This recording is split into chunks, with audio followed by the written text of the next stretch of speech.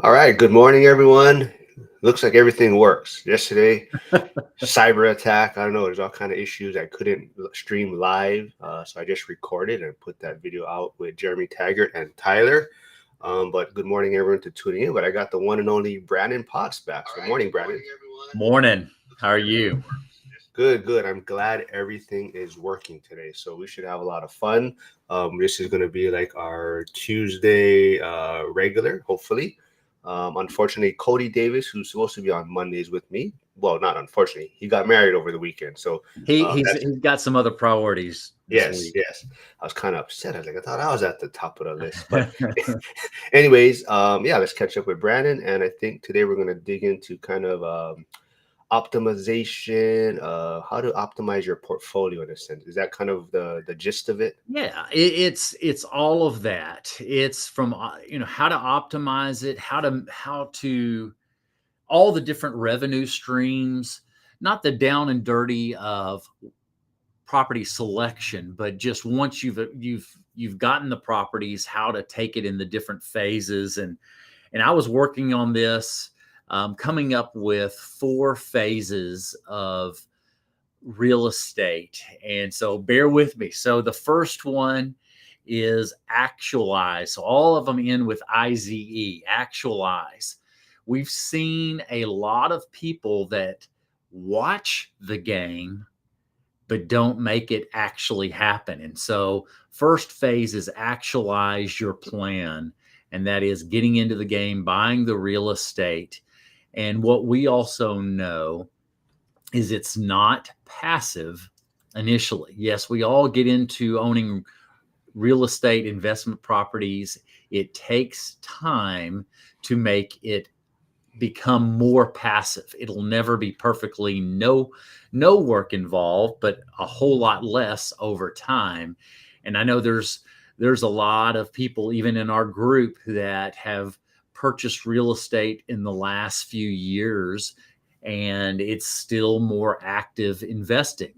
But understanding that is part of the process, and we talk about that first, especially the first 5 years, suck, and there's a lot of work involved. But staying focused on, we know that up front that it's going to be work, but over time you get to get the rewards, the fruit of your labor, and that's at the end. So the first one is actualize, getting into the game, buying the properties. The next is to stabilize the properties, and then the third phase is optimizing the properties. And then the final phase, it's at the end, is utilize those properties to to enjoy that financial freedom, where that revenue is being utilized to pay the bills and enjoy that freedom. So what do you think, Mark? I love that. But what I do want to say first is you're talking about getting into the game, talking about game. I just want to remind everyone Yeah. that the Bears did win this weekend. So we're on a 4 game winning streak. So for those of you, this is what I was actually going to put on the screen yesterday, but because of some cyber attack, but I had to save it for today. But just want to let everyone know the Bears did win. So they're on a 4 game winning streak. Yeah, remind Um, everybody because they might forget about the Bears. Whoa, whoa, hold on. Let's get back. Okay. So I want to discredit Brandon right now because he's a Cowboys fan, kind of. So Yeah. now his people aren't gonna pay attention to as much as what he says. Um, but But no, hey, I even though they lose, everybody still pays attention to them. that is true. That is true. But yes, I think this is a great topic because the funny thing is that I think a lot of people in their community are kind of in that first 5 years, right? Yes. So there's a lot of people that are ahead of us, a lot of people just getting started, especially in the school community. But there is a good group that I think is right in that, 4 or 5 year period. And some people are even considering quitting. I don't know if that's the right way to put it, but they're not sure if this path is really making sense after so many years, right? So like Frank, old guy REI, he did put out a short or reel on YouTube recently. But yeah, he's going through some struggles, definitely. But I think he realized it's just part of the process, right? So That's what you don't hear a lot. Like I think you touched on, you don't hear a lot about that on social media and what. You're But yeah, right. let's They dig only into talk that about the phase win. one, though. Yeah, let's dig into that Yeah. phase one. If it were easy, if it really was easy, everyone would do it. And because it's not easy, that's why there's just a few of us that get the reward. And I would remind that to everybody when you're pushing through and it's hard, you're thinking of that person. I'm talking about that analogy of you're digging in your field, your territory that you've taken, and you're right at the edge of where that diamond mine was. If you'd have just stayed with it and dug a few more shovels of it, you would hit those diamonds.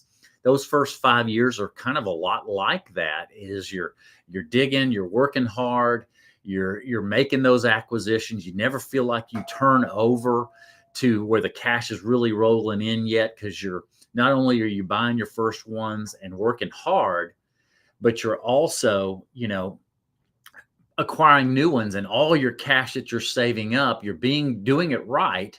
You're not spending that cash, you're using it for your next acquisition. You never feel like you're getting ahead. And I think of the principle, it happens slowly, then suddenly. And that's what happens with greatness. Is it feels like it's taking forever. It's really slow, it's really hard, you're never seeing that progress. And then bam, there's this hockey stick launch.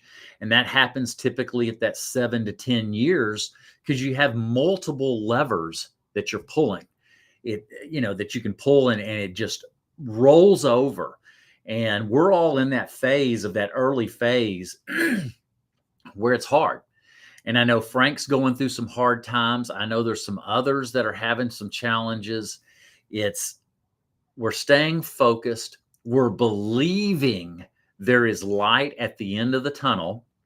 And Michael, Matt, Dion are proving there is light at the Yeah, so what I want to kind of touch on too with this phase is I think Joe V's here, so quickly I need to do this real quick. So end. since he is here, I need to show this because Joe is a Packers fan. Yeah. So I just want Joe to remember that the Bears are on a 4-game winning streak. But yeah, I think what I do want to touch on is, so Thursday, Kyle Dorn is probably going to be joining me. I'm not sure who else, but Kyle Dorn, if Yeah. people don't know, he's been to both One Rental at a Time events in Vegas, but he recently just sold his trucking business and he retired with his rental portfolio and whatnot. So I did talk with him yesterday, and interesting thing though, and I think you might fall in that category also, is for us maybe the what made it a little bit easier to jump in, and maybe our, I don't know if success is the right way to put it, is maybe a little accelerated, is because maybe we stacked cash early, or so we are a little bit on the older, so it's not like we're 20, 21 getting started Right. now. So Yeah. the position we started from has kind of helped our trajectory slightly. So, but for you, I think you have, young children and you're trying to get them on this path, right? So I think that's the interesting part, is how are you going to help your kids to get started in that, get out of that analysis phase, right? Right. Yeah. And it's really showing them what's going on. And I sit down with my daughter and son that are still in the house, and I'm walking through the numbers. I talk with them through them, talk about the next phase. Actualize phase is getting into the game. Stabilize phase is once you've acquired some assets. Now you're trying to work, how do I, stabilize? And I talk about football analogy. So here we go, Mark. We have to play both offense and defense. If you only have one side, you're not going to win. So you have to have both. And so let's just say stabilize is the revenue side. And that's playing that offense, is how to get that number.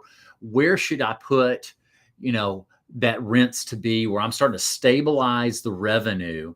I think the other side of it, the other extreme, maybe, and I might make some enemies here, but maybe it's that F.I.R.E movement seems to focus more on the defense side and not as much on the offense side.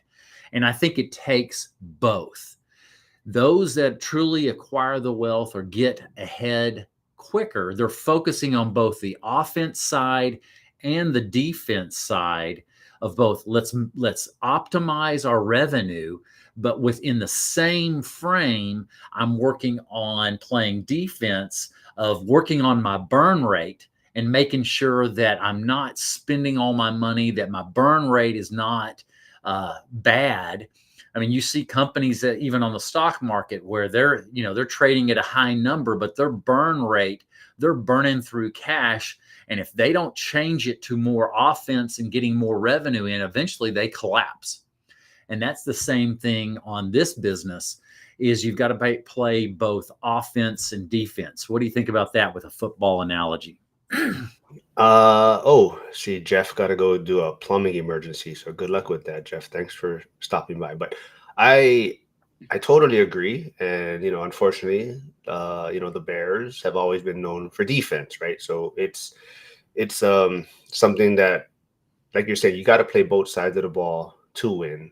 Yeah. However, I think the way I look at it is you still need offense no matter what, right? You got So, to have both. Yes, well, you absolutely. need both, but if you just, it's very unrealistic, but you can't win a game with a defense Yes, you're not right. allowing the other teams to score, right? It'll be 0-0 basically. If you had the greatest defense ever and the offense didn't score, you can't win, possibly. Well, Dion has mentioned this recently.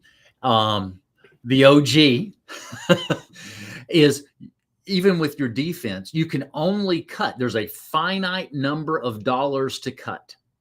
And in truth, there's always a floor of what absolutely can't be cut. So you can only cut so much. So you're working on both.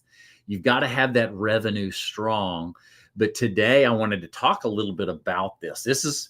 I hope I don't step on toes, but I'm hoping I'm opening people's eyes a little bit. No, absolutely. I told, and then that's why I think it's fun in the school community because there is some of those that are very focused on, and like the self managing side and the efficiencies on that side of things.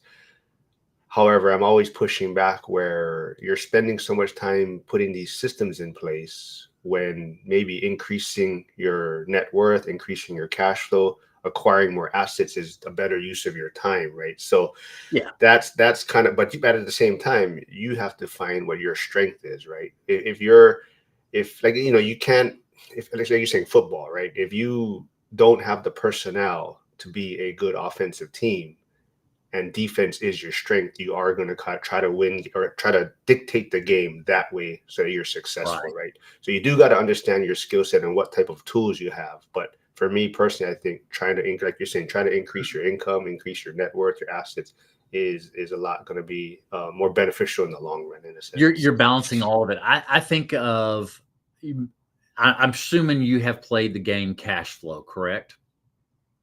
Yes. Okay. So I'm playing it. We have three couples. We're playing it together. And this is where it crystallized in lots of ways. I watched my spouse, my wife plays differently than me. I was working on revenue and acquiring more revenue. My wife was working on paying off debts in the cash flow. And I said, you know what?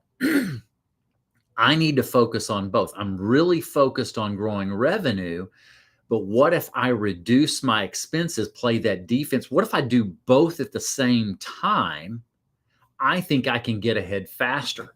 And that's the same thing with owning these real estate investment properties. What if you're focusing on all of it and figuring out putting the correct allocation of time on growing the wealth, growing the cash flow, reducing the expenses? If I'm doing all of it, I'm going to get there that much faster. Yeah, absolutely. But I think it's also learning what your strengths are, Your right? natural So strength. so Yes. that's why, like, Dion, he learns the process, right? He tried a burr or did a burr, and but just to learn the process, but he Yep. realizes that this is not for him or this is not my skill set. For me, it's not worth the time in a sense that he's going to be spending on it, right? So I think that's the other thing, and that's what Jim, the grumpy contractor, also talks about too, right? Sometimes when you're working with contractors, you got to realize their cost is not just the actual work that's being done; it's their experience, it's their time to drive out, pick up the Absolutely. materials, right? So I think that's what people have to consider in understanding on what you might be paying for a service is not just that actual work being done. And you got to think about it like, if I was to do it, how much time am I going to be spending do it, and it's going to be taking me away from what my strength might be, right? So You're right. No, I do the same thing because people have asked me, why aren't you the general contractor on all your builds? And so what I looked at is, in a way, it's opportunity cost. So I'm looking at my general contractor. He has better relationships than I do with all these subcontractors. He has more of them, can push up against it and get the better pricing, but also the priority to get the work done because he works with them on a regular basis. But then I looked at, okay, I'm just going to use an example. So I'm saying, how much do I want to make this year? I break it down by hours and say, what should I focus on? If I want to make, let's just use the example of $100,000. Am I doing $50 an hour work? Let's just say you're working an average 2,000 hours. If I'm doing $50 an hour work, or if I'm doing shuffling the paperwork that I can pay somebody $15, $20 an hour, that's not the best use of my time. So with my general contractor, I'm working on fun. He's doing the build. He's spending about 300 hours on the build, and his actual revenue, he's making about $50 an hour. I'm spending maybe 40 hours on it, and my actual profit from wealth and cash flow, I'm making over $1,500 an hour. So I'm focusing on where I'm best allocated to work on it, because if I'm looking at the big picture, it gives me time to go find more land, to find the next build. That's better use of my time. I'm making more money doing that than getting down in, I can't see the forest for the trees. If I'm down in the trees, I'm spending all that time and it's not done as efficiently from my skills. It's going to take longer. It's going to end up costing me a whole lot more being the general contractor versus me just being the owner and letting the general contractor use their expertise and do their work. yeah, I think the other thing I see a lot is, and even like interest rates, right? So, people are always trying to get the lowest interest rate, and they're concerned about what the rate is going. They're always checking what the financing rate is, but there's so much other factors to consider. So even like, I'm not saying to overpay to get work done on your properties, but you kind of got to know what a ballpark area is, and sometimes I'm willing to pay slightly more in a sense, so that that individual or that contractor or that team knows that I'm not going to be going back and forth with them, nickel and diming them, like, hey, I want this quote for this, and like, oh, what about this? Because after a while, that contractor is going to be like, man, I'm not going to waste my time getting Absolutely. these quotes. Mm-hmm. You're going to come back, you're going to nickel and dime me for this. It's like, I'm going to just give you this and kind of put you on the back burner. So that's what I'm saying. I'm not saying I'm going to overpay, but No, I'm there with you, Mark. 100%. 100%. I believe in that because it does pay for the long term of some loyalty to the right people. That, yeah, this time you're paying a little bit more, but maybe another time you're asking for a favor. Hey, I need some help with this. Can you help me on this price just a little bit? It's a team, and it's those relationships. I'm 100% there with you. And I think that's from years of experience. I used to be a little different a few decades ago, and I was pushing for every little dollar I could squeeze out. And now I'm understanding relationships. There's give and take from both sides, but in the long run, you just get a better relationship and get things done better. yeah, and that's why also, like I said, I'm not always looking for the best interest rate. Of course, I don't want it We to want be, a good interest rate. Yes, I agree. yeah, but it's also the relationship to where I can just I'm on a text basis possibly with this lender, right? Instead of just email, I can just text them in the middle and, hey, I got this deal coming up. Can you just give me a quote or something that I can use, and stuff like that. So I think it's all about relationships. I see a lot of people tuning. Hey, Hugo's here. Thanks for the dollar. What is it called? A super chat? I'm not sure. Um, yes, I got the ads popping up. I got to figure out how to work that out. So if people don't know, I am actually monetized now. So if you're not on premium, I believe ads will pop up on the stream now. But we're trying to get Brandon also up to his watch hours. He's kicking ass in I'm working subscriber on it. count. I'm Yeah, working so we're getting him up there now. He's using 6-7 to promote his reels and his shorts to see if that helps with the algorithm. But if you haven't seen, he has posted ones Yes, my referencing daughter 6-7. challenged me Saturday morning to that, so I did it to have some fun.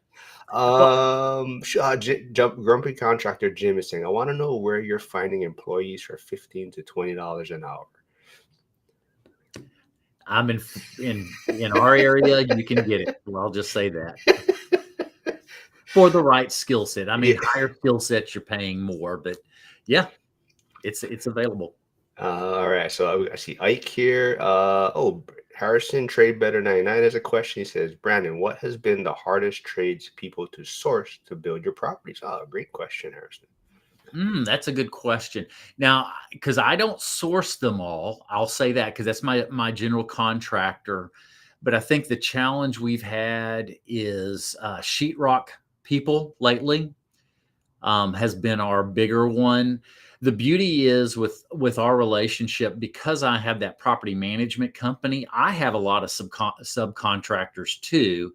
And so every now and then, even with my builder, he texted me the other day looking for some subcontractors, asked if I had any, and I was able to give him a few contractors from our side on the property management side.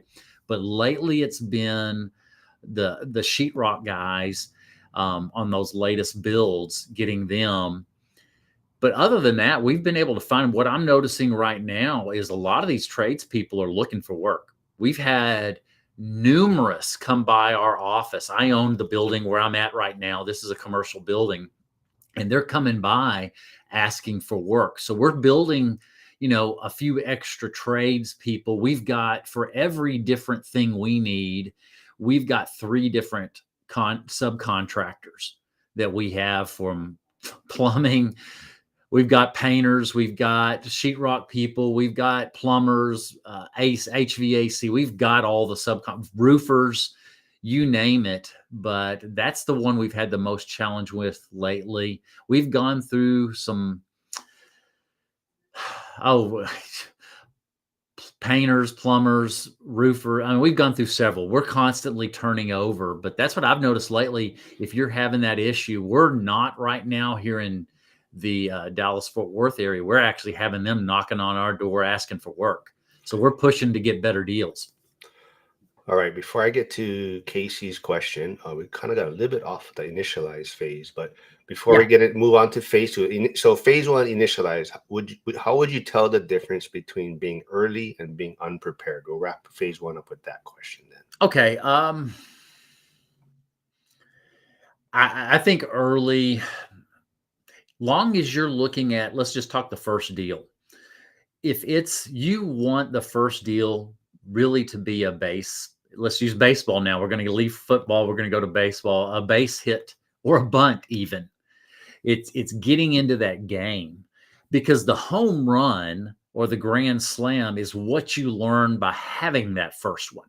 And it'll only be that because you're not going to hit a home run the first one. Most likely there's very little chance of that, because you don't know what you don't know.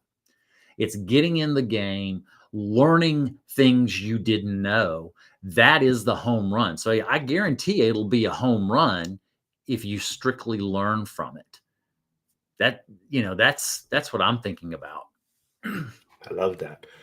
So before we get into phase 2, stabilize, Casey is asking a question, Brandon. How much per square foot to build in Austin, if you know? Middle quality, ground up, all in. I think I've got a pretty good price. I'm not certain it can be gotten down there, but I can give you My actual build price, I'm building at 110 a square foot. Now, when I say 110 a square foot, it's not heated and cooled square footage. I'm quoting that as under roof square footage. That would include the garages and the porches. I'm at 110 a square foot. If I add in the land, I'm building at around 120. I know that's pretty low, and that's why I'm doing so well at it. That's what I'm getting with a local builder here, what we're doing together. And it is a partnership. What we're doing together, we're around 120 all in.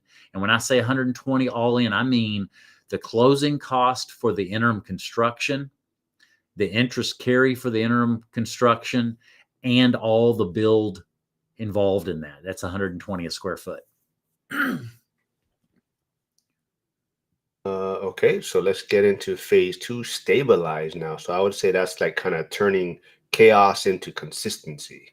You're right. So stabilize, you're looking at how even let's say pricing my rent price. If I'm trying to get max, let's go for the front end. Let's go for the top line number. So if you're trying to get max market rents, do you think you're going to have more turnover? Yes. What if you were to be just slightly under average market rents and you've got somebody staying multiple years? Because you've got to look at your vacancy. I've gone after max market rents. It's $50 more than average, but then I had a turnover and I lost a month. Well, then that you've got to add that into your cost. So you're trying to find out where is that price point on the front end. Do I want to be at max market? Do I want to be at average? Or what if I was just slightly below average, but I had no vacancy for multiple years?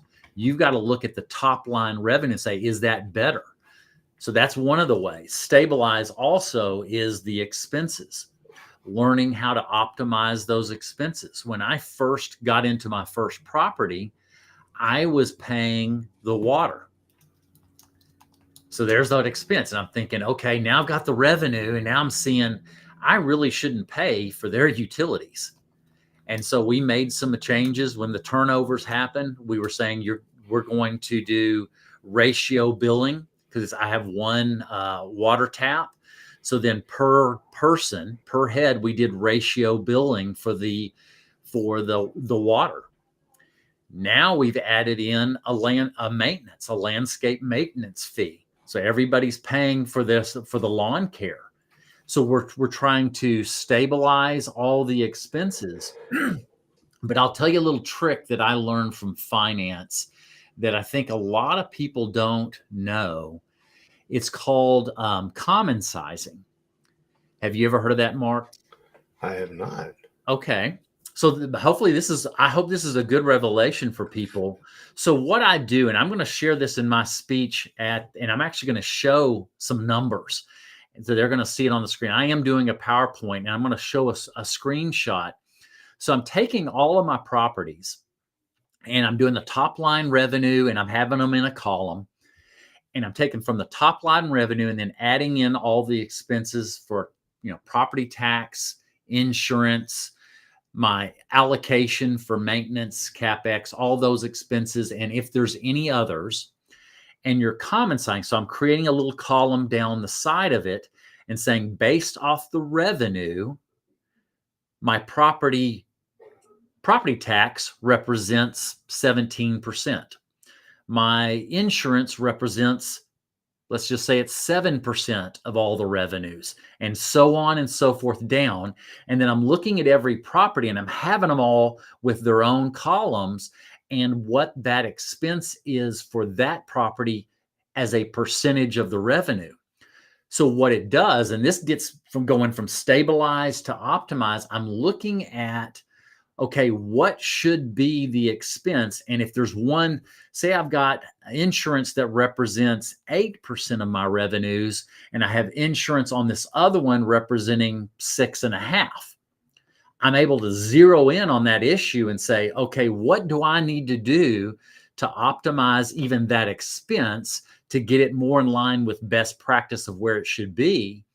And I'm using Excel spreadsheet to look at expenses based off the revenue and trying to optimize even from property tax.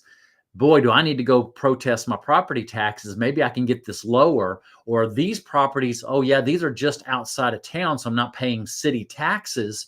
Well, my property tax represents only 9.5% versus in this other city, they represent 17. Maybe I need to buy a few more properties over here. I'm seeing my total return is higher.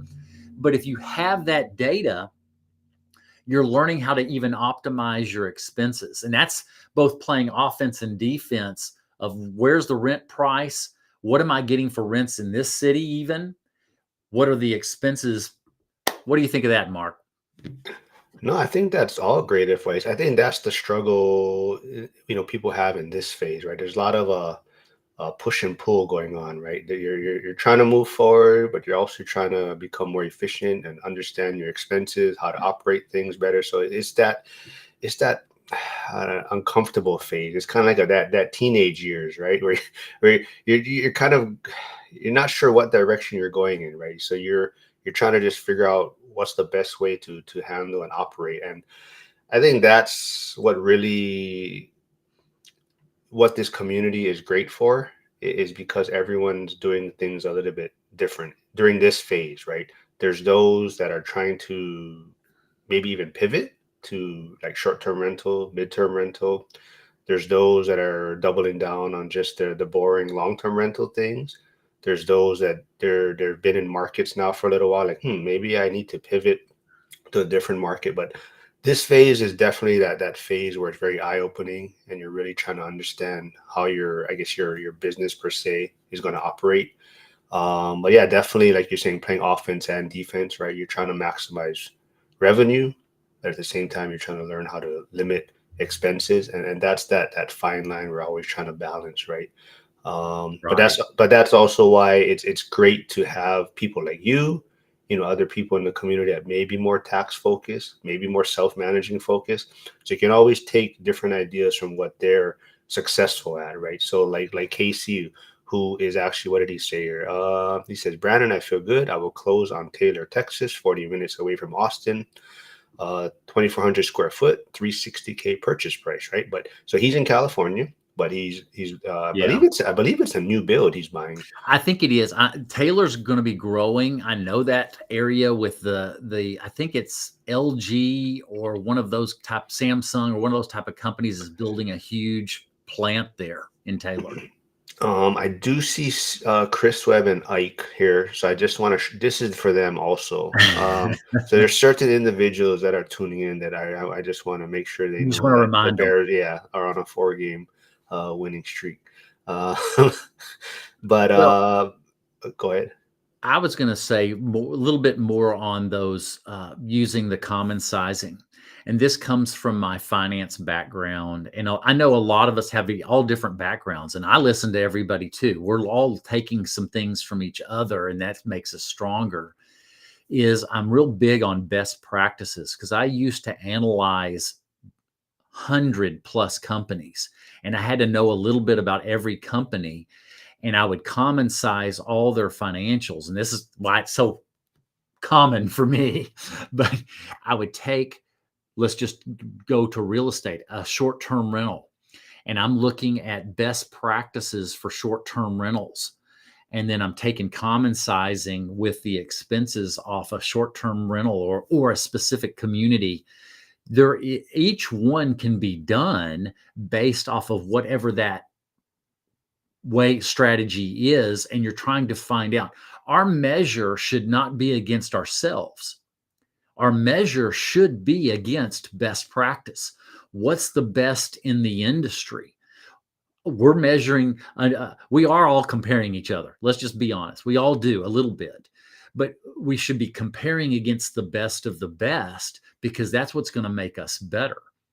When I was telling my son, even this morning, I said, when I got into triathlon years ago, and this is just my wiring, I was not saying I wanted to be the best on my street.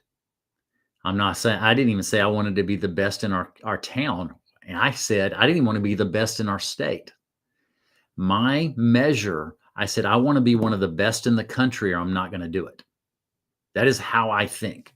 When I got into real estate sales, I said, I want to be one of the best teams, biggest teams, highest producing teams in the country. That was my measure.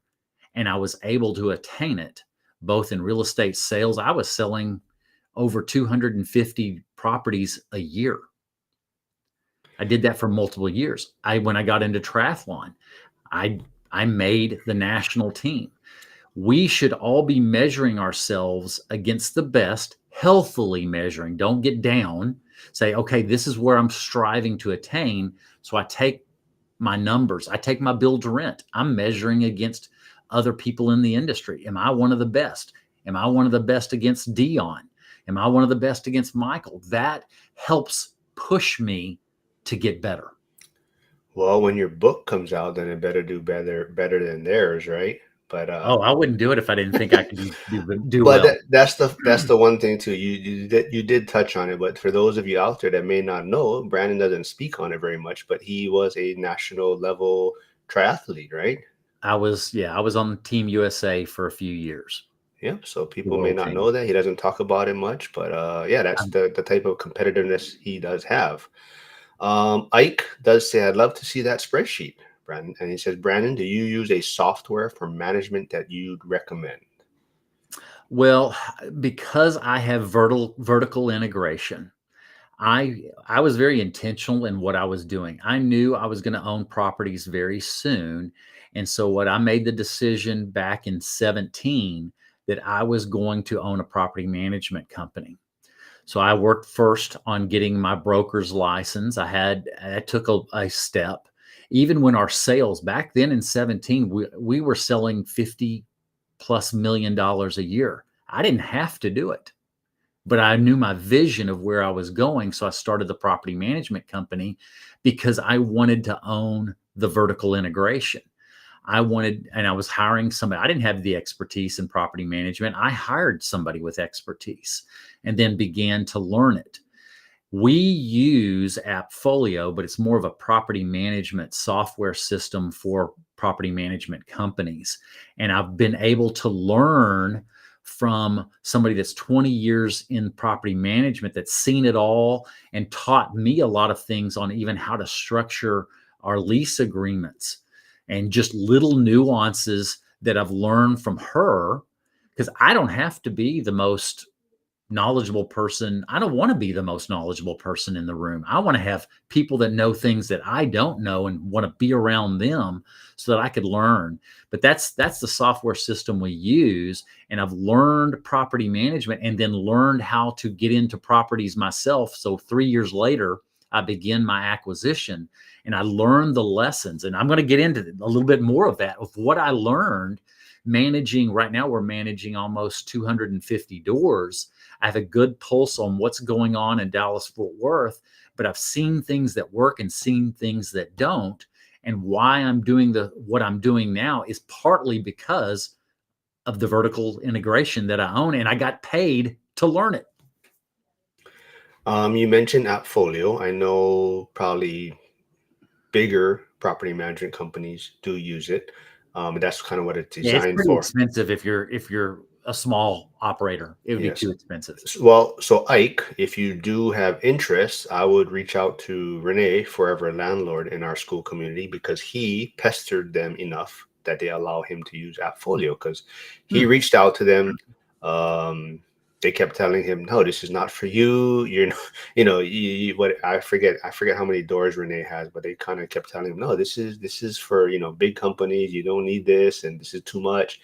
And Renee kept telling, no, he goes, "I'm in this forever. These are I want to put in." So he wanted a system that he could use for the long run. And I guess they caved in and said, "Hey, Care, you can use it, but we're telling you it's too much for you. But this, it's on you." And but I got to reach out to Renee if you had any interest in that folio, possibly. Yeah, Joe V says his company uses that folio, but he says, "I hate it, but there really isn't anything better." Okay. It's Yeah, I think all of them have some weaknesses. We've been on a few other ones. I think this is, if you want to call it, the best of the worst. Yeah. But I will say it's very user friendly and provides good reports. I can see it. almost reverse accounting. The way we enter it versus the way the owner sees it, it shows it correctly. And I do appreciate that. But getting into some things that I looked at in optimization of expenses. This is where I said I'm going to step on some people's toes. I looked at the property owners that own properties that were lower rents. This is that 800. Let's just use the example of the $800 to $900 a month. We have some of those properties. They're good properties. But what I watched is, if you and I both realize, if you have a water heater go out, if my property's at $2,000 a month and your property's at 800, do they cut the cost by more than half? They don't. So if I've got to I've got to swap out a water heater and it costs me, let's just use the example, it costs $1,400. Well, that represents almost 2 months of your rent. When on my $2,000 property that I'm renting out represents less than 1 month. So the reserve allocation for lower rents should be significantly higher because the expenses aren't much different than my $2,000 a month property versus the $800 a month property. And so I realized the direction I wanted to go was a little bit higher rents. I wanted to be, most of my properties are above $1,800. I have some 2 bedrooms that are at that 12 to 1,400. But I realized with expenses, to optimize my expenses, I needed to go with not too high either. If I went after properties that were 4,000 and 5,000, and we manage a few, I call them executive rentals.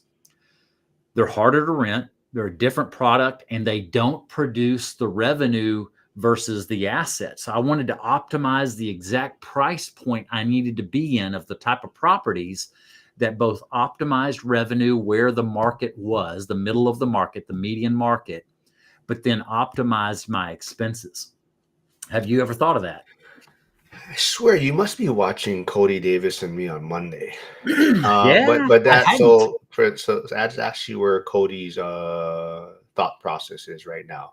Mhm. So pretty much exactly what you said. He's not against the lower price point rentals. He says there is a space in his portfolio for it, but he is trying to find that sweet spot also of maybe the majority of his units.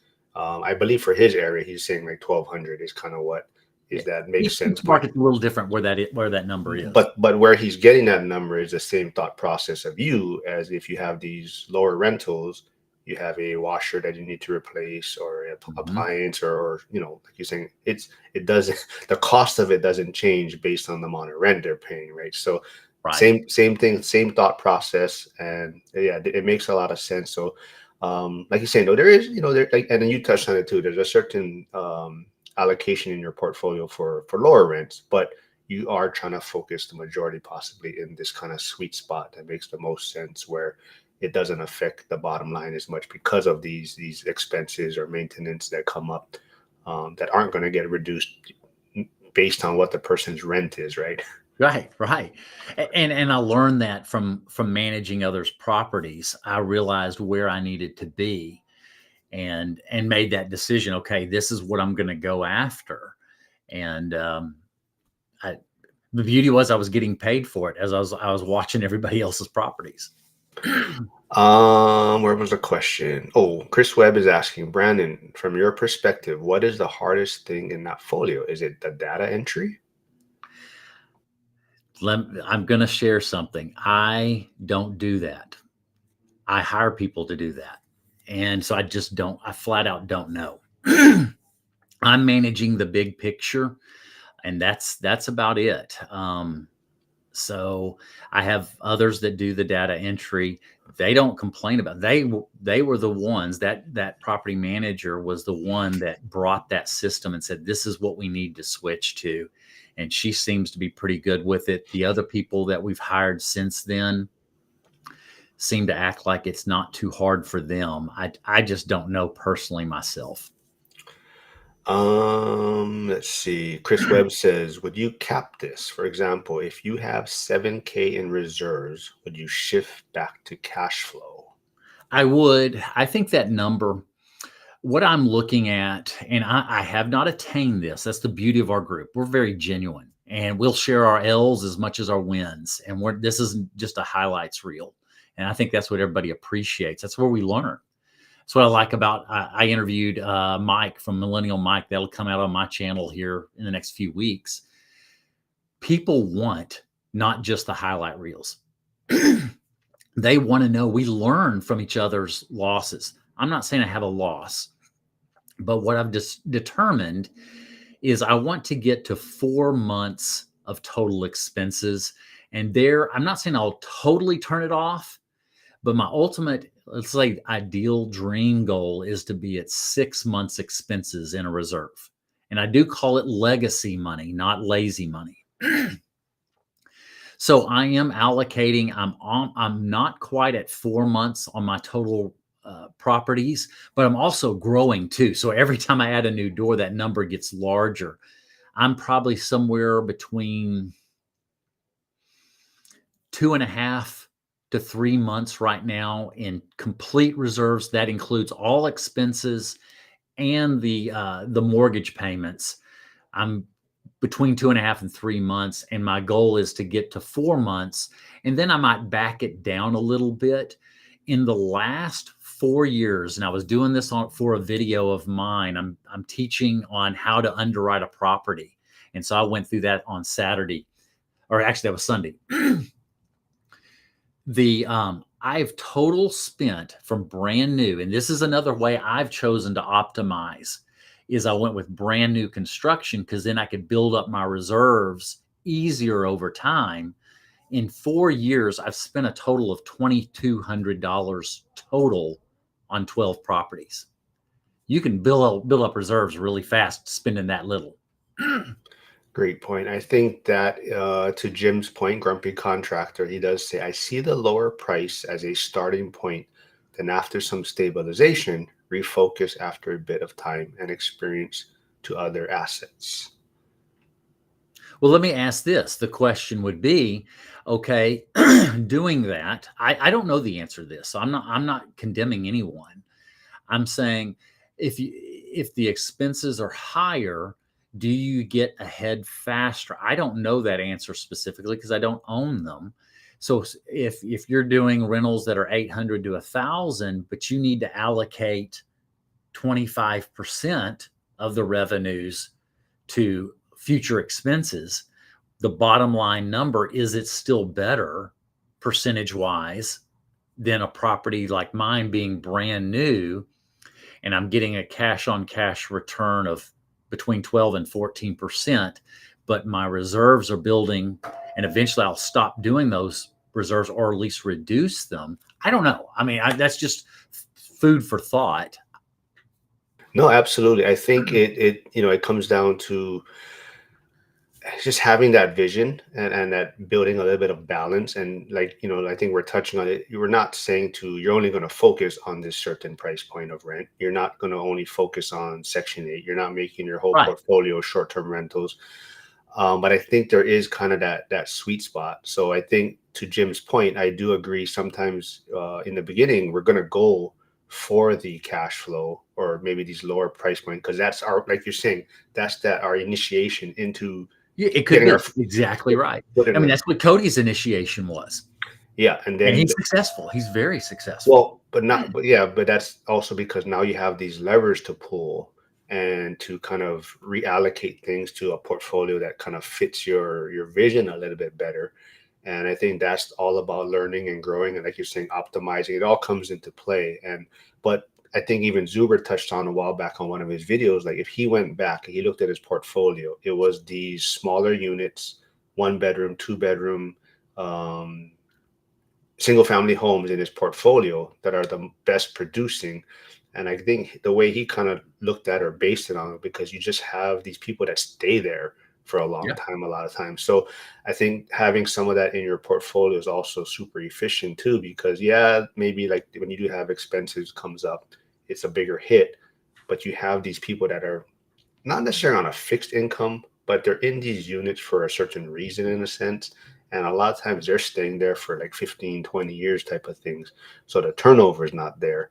Um, And that's why I have made the choice of, because I don't know my full answer. I notice my two-bedroom multifamily turns over the most, and every market's different. So this I'm just sharing my market, that my turnover on my two bedrooms are pretty consistent. What I'm making an adjustment even on this, and some of y'all are hearing material I'm going to be using in February, but it's things I'm learning as we're all learning. This is the home run. It's what you're learning, and you make these adjustments. My two bedrooms, I had high turnover. And I said, what can I do to affect this turnover? Is there anything I can affect? So what I've done is began to adjust my rents. I'm lowering them to low average. This is 5 to 7% below market. And I'm testing that out now of what if I'm a little bit lower than market? Will I have less turnover, but my net total revenue for the year goes higher? And so I'm making that adjustment because I noticed my three bedrooms, I've literally had one single turnover on the three bedroom in 3 years. And I've got multiple threes. But then I'm also adjusting, saying, if I'm going to own 22, and that's what I'm saying is my final number, I'd like to get to a 50-50 split of, let's just say, 11 multifamily units, 11 single family homes. So I have a good balanced portfolio, not so concentrated in one specific type of rental, because I think it'll produce better results. So I'm even managing and trying to optimize. I want 10 to 11 single family homes, 10 to 11 multifamilies, and then inside of that, I want to have on the multifamilies a good split of two bedroom and three bedroom. One bedrooms here, I haven't gone that direction yet. Not saying never, because I'm learning still. But those are the ways I try to optimize. Chris Webb is saying I have to get you in touch with one of my agent friends in Dallas, Fort Worth. He says they're very good and also not Bears fan. Um, Jim is saying, oh, so Jack, like if you haven't checked out Jack's Business Talk, his YouTube channel, he says him and Brannon did a video a while back, value add versus build to rent or something like that. So Yep. there's a video on Jack's channel. Grumpy Contractor Jim says, I always remodel to hold for a long time, keeping maintenance of the property in mind. I would rather put the money up front where I can get most back in a refi and optimizing for future maintenance. And that's good. So on a remodel, um, we've seen properties that are remodeled on the cheap. They do it as cheap as possible. Well, cheap has a price I'm not willing to pay. And I've determined that I want quality. Doesn't mean it has to be the highest price, because that's not the right perspective either. It's getting that fine balance. And this is that optimization of the expense. I want to do them. I have done a flip myself because I was literally bored and I wanted to learn it. And I realized that wasn't for me either. But I want to do quality because it pays you back over time. Even on these builds, I don't have an exit strategy. And that makes me build them different. If I had an exit strategy, I might compromise and make it a little bit cheaper because I'm planning to get out. But because I don't have an exit strategy, I'm building these to last for decades so that I can pass these on. And it changes your perspective when you're buying properties with no exit strategy. You look at it different. I think Chris Webb is getting excited hearing the bell ring. I think he thinks it's like an ice cream truck. But Chris Webb says getting in low and allowing some growth also allows for options down the road. Remember, Zuber wouldn't have got 80 without the 8. You're right. You're right. Yeah, I think, and like I said, even Cody Davis, who's my Monday regular guest now, except he did get married this weekend, so he skipped Monday. But yeah, to his point, right? He got what, hundreds and hundreds of doors, right? No money down, a lot of partnerships, whatnot, and now he's trying to optimize, clean things up, Yep. and what kind of fits his vision more, right? Yeah, let's dig into the last one. And before we kind of get into maybe Vegas and what you got planned for Vegas, your presentation, I think you have something planned for Friday. Yep. But phase 4 is capitalize, right? That Capitalize or utilize, either one. And that's kind of like what Coach Carson talks about of the harvest phase. It's now you're into financial freedom, and now you're utilizing that cash flow or the wealth to enjoy financial freedom.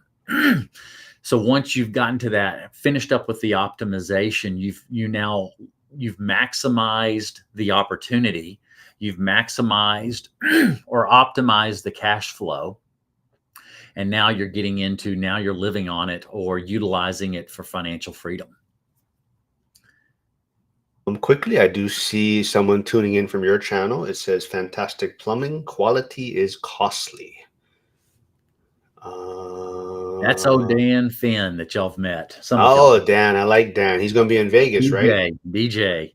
All right. Yeah. Chris Webb says you may have already discussed this. Do you have costs written down? Do you have the labor cost down or a range? I don't have it broken down by labor cost for the builds. I just have each contract subcontractor. I've got about, it's like 75 categories throughout the build process in order of when those bills come due. And then I have it broken down by what that bid is for that property, and then what it actually comes out to, and then what that cost is per square foot. And I will be showing that in the speech. Y'all will see some of that, of how far I break it down, so that down the road, when I'm building a single family versus building a multifamily, it should be in line cost per square foot.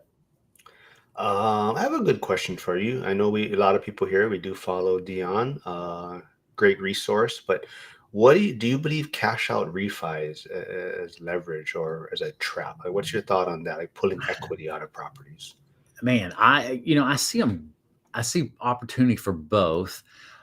Here's what, let's just say you're into the utilize phase or capitalize phase. Cashing out, um, if I'm in that perspective, if I'm cashing out to use it to buy another one, I think that's an appropriate thing, because you're taking comes from my finance background.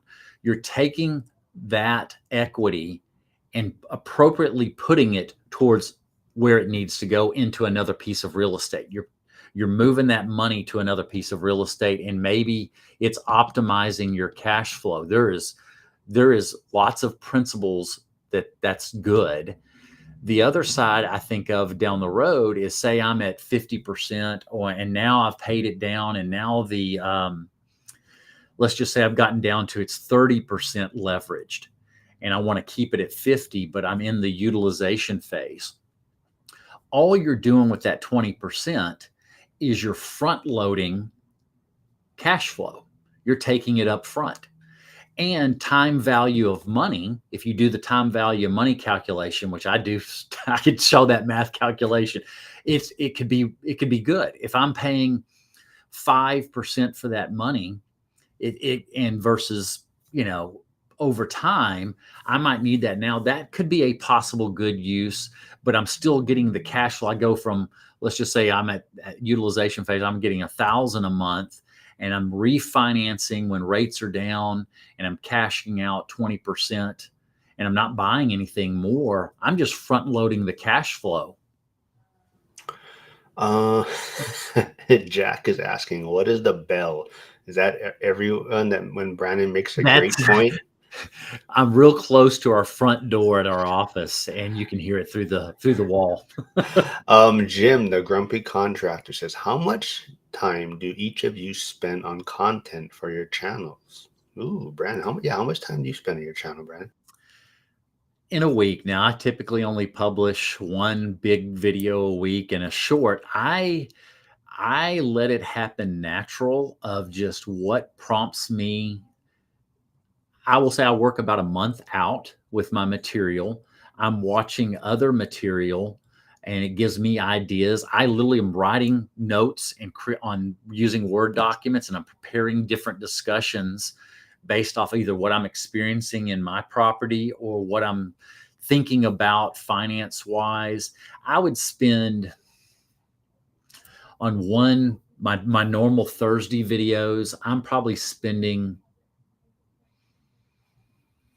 total of an hour, hour and a half, maybe hour and a half, if I take from the time I wrote it, think about it, to filming it, to putting it together, to then put it on, probably not much more than an hour and a half for most videos. Certain ones, maybe a little bit more time.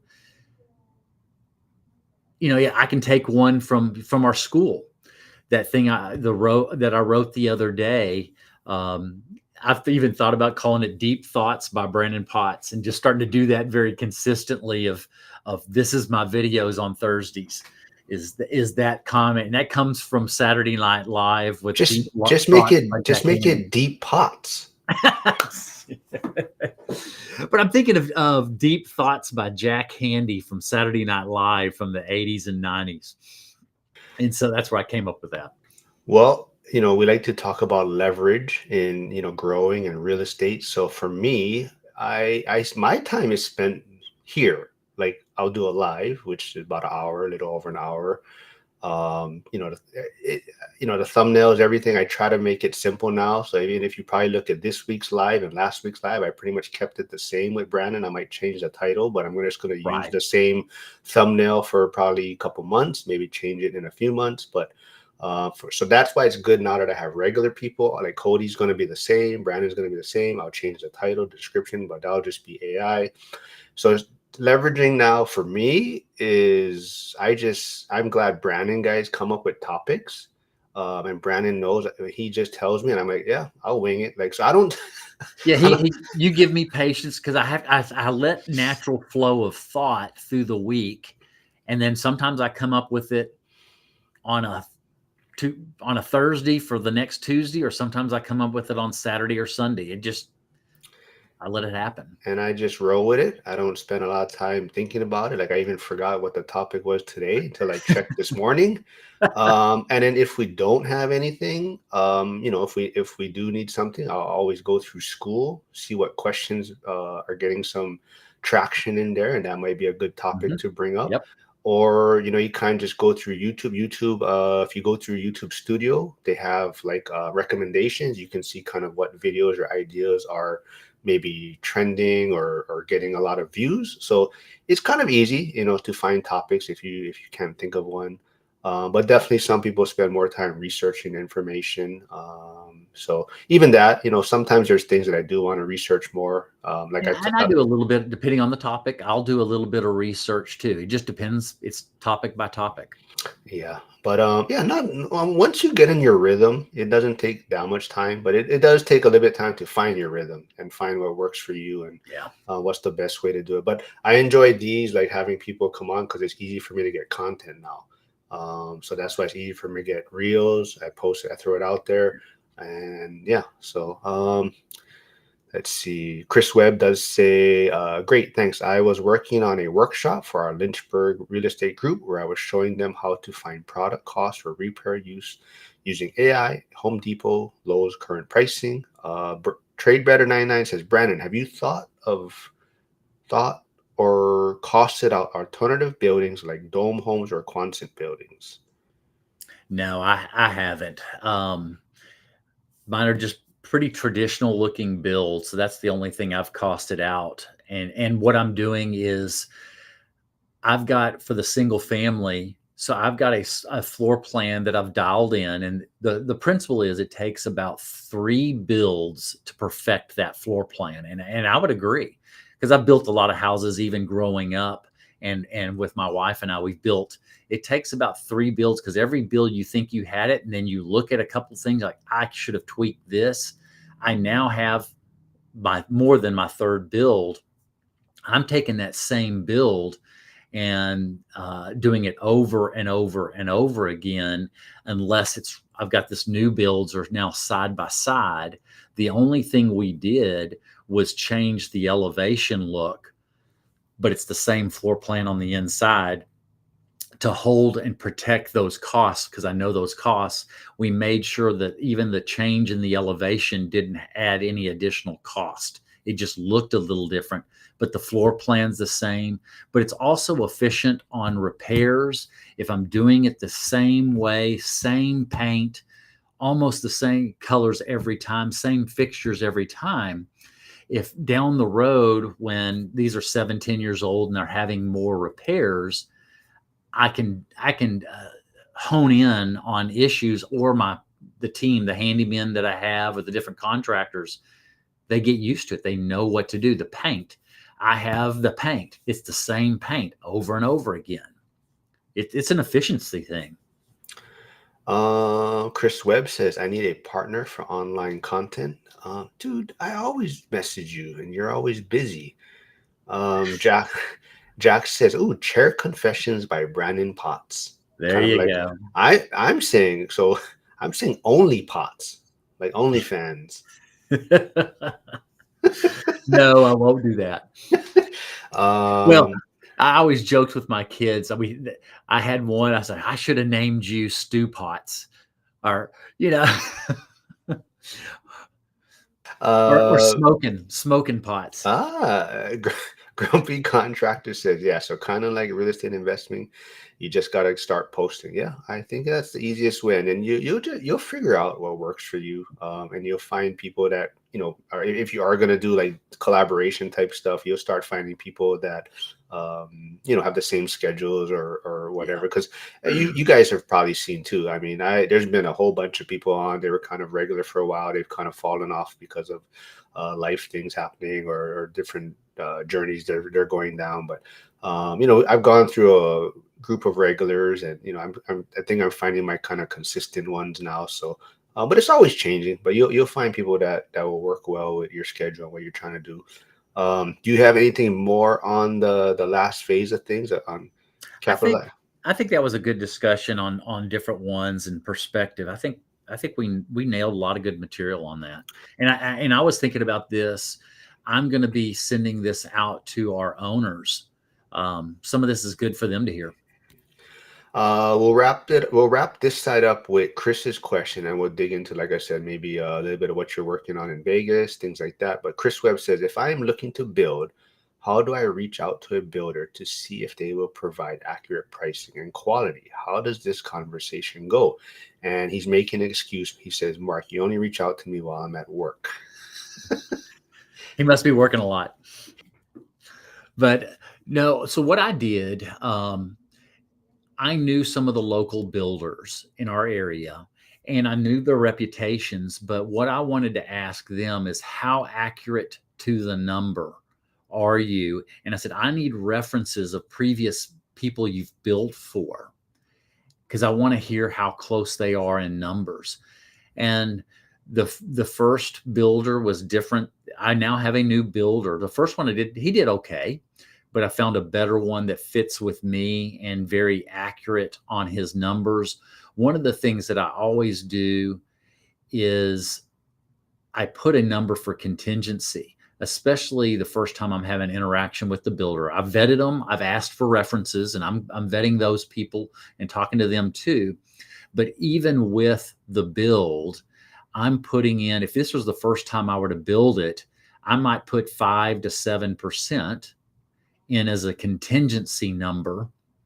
And I also know that my numbers for lighting, for flooring, for plumbing fixtures, I'm looking at what they allocated for appliances. You should know those numbers and know, did they allocate enough money for those different things?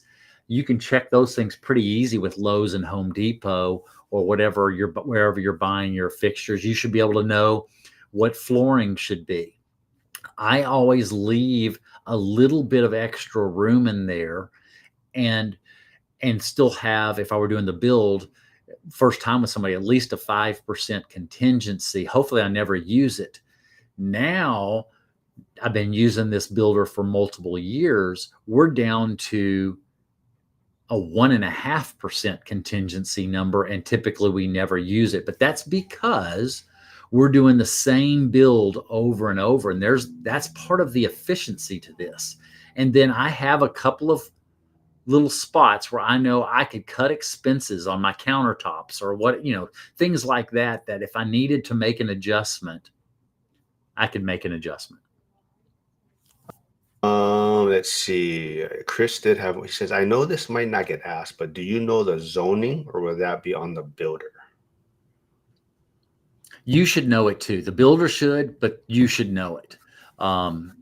Absolutely. And you should know what impact fees are.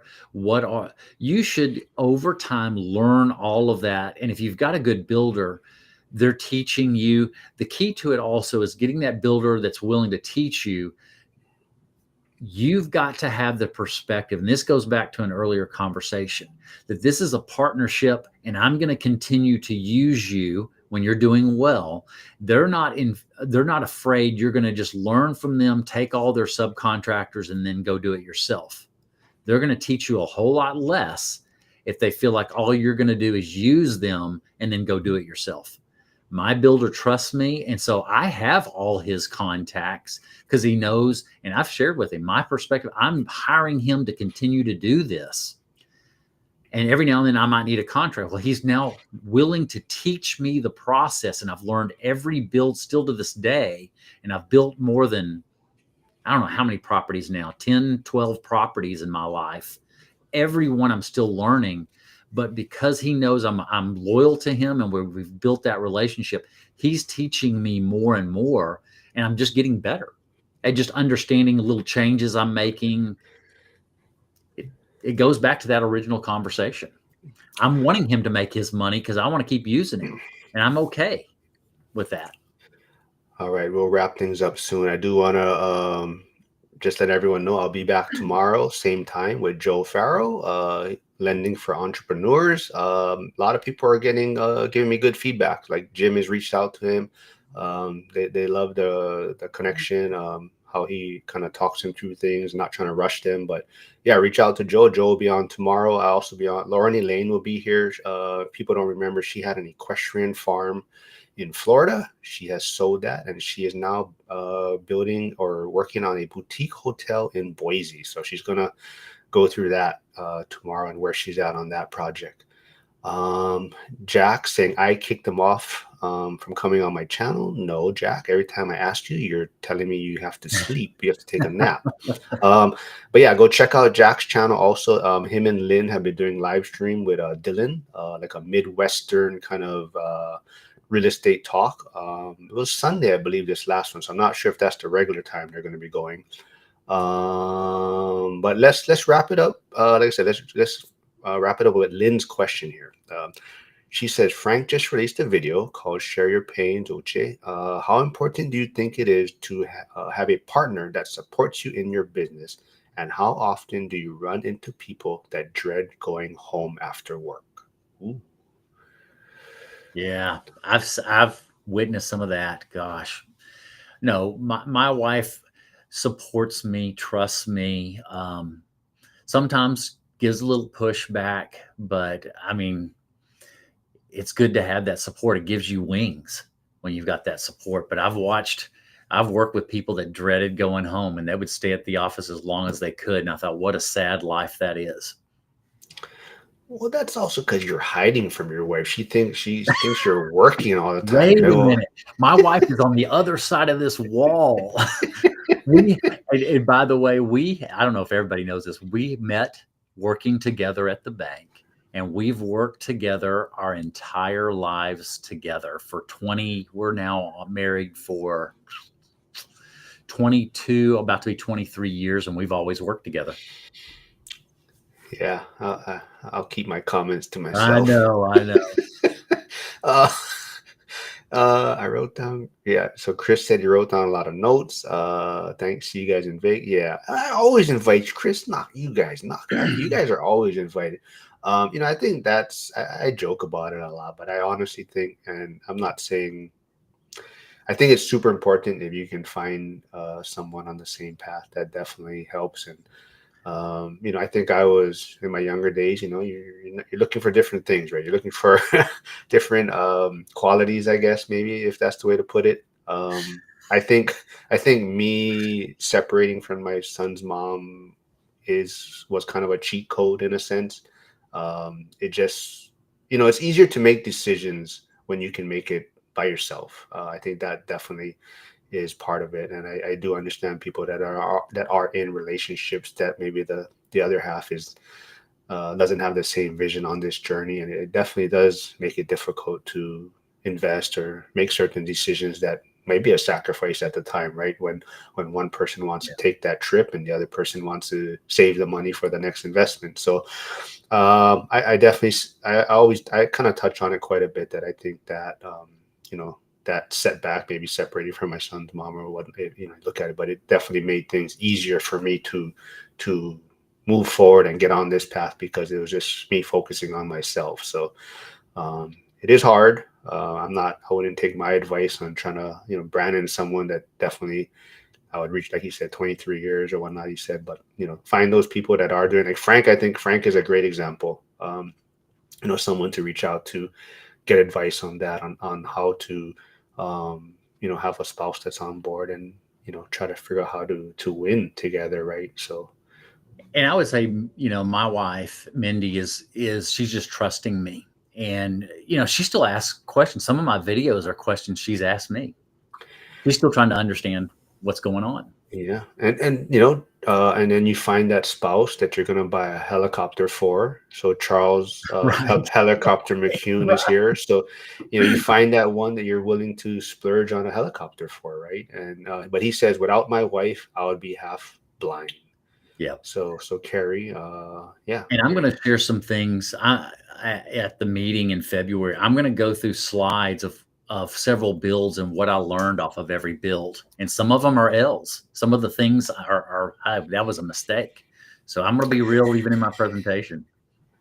Yeah, Hyder says, "What's a partner? Loving the passport life." And you'll find that Lauren will be on tomorrow, and she is definitely enjoying that passport life. She's in Bali all the time. She's enjoying it. So, yeah, there is benefits to both sides. Fantastic Plumbing said, "Brandon is working." My wife says I don't work. Oh, just another win.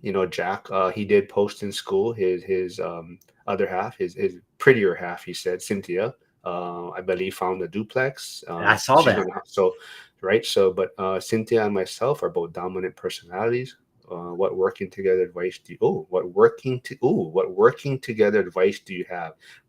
Brandon's gonna tell you hide and make like you're working. No, Brandon, but quickly then, do you have any advice for Jack working together? Oh, man. Oh, I think what's made us work together, we have different strengths. We're not our personalities are very opposites. And I really appreciate what she brings to the organization. And I really appreciate the value she brings within this. And I'm more the visionary I can build it, but she helps me put it together. And she can, I'll come up with the vision, but then she puts the pieces together of how to get it done. So we've just developed a great partnership. And I've had to learn to really appreciate, just because it's different than what I bring does not mean it's less valuable. What she brings, and everybody would tell you, she brings the culture, the fun. She's, fun to be around, good practical joker, but she's also a diligent worker. I bring the big vision. I can sell. She can sell too. I'll be honest. She can sell, but it's just, we've learned to appreciate each other's strengths. Yeah, so she's completely opposite than you, fun and a joker, and Yeah. She's the fun one. That is absolutely for sure. but yeah, well, this was a great episode. I think a lot of people got a lot of great information. Trade Better Heart says, Brannon, have you shared your faith journey and how has it shaped your financial path? Man, can you guys stop sending? I mean, I love the questions, but I'm trying to wrap things up here. I But had Brandon, that. this is kind of your passion too, right? So I I'd like know. you to answer this. That's a long discussion. Let's Oh hold that for man! another one. All right, I appreciate the question let me screenshot that so I can save it. because Okay, I want to be thorough in that. okay. Oh crap! I gotta give you that much time. Oh look, Fantastic Plumbing is laughing. I don't know what he's laughing at, but he's laughing at something. But Probably laughing at me for something. everyone, like I said, thanks for tuning in. It's a great episode. Like I said, this is going to be our typical Tuesday regular session. I'll be back tomorrow, same time, 11 a.m. Eastern. Dion will be going live today, I believe 4 p.m. Pacific. And quickly, Vegas, you're putting together something Friday, right? Yes. So those that are interested, we're going to do a Friday morning breakfast at Denny's by the Venetian Hotel. For those that can't stay up late, would rather are always getting up early. That's for us. And you're treating, right? Is that what I heard? Oh, I didn't know that. And we'll just leave it with this. We'll have it with the Bears logo. There We'll you keep that go. out there. Bears going for their fifth win this week, fifth win in a row. But everyone, thanks for tuning in, and I'll see everyone tomorrow.